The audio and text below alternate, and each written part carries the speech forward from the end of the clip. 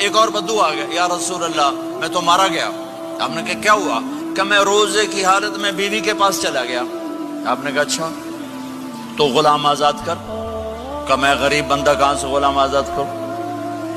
آپ نے کہا تو پھر 60 مسکینوں کو روٹی کھلا۔ کہنے کہ میں آپ مسکین ہوں، میں کتوں روٹی کھواؤں؟ آپ نے کہا اچھا پھر 60 روزے رکھ۔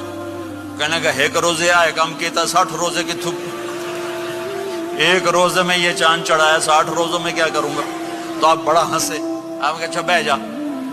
تھوڑی دیر گزری تو ایک صحابی آئے، یا رسول اللہ یہ صدقے کی کھجوریں ہیں۔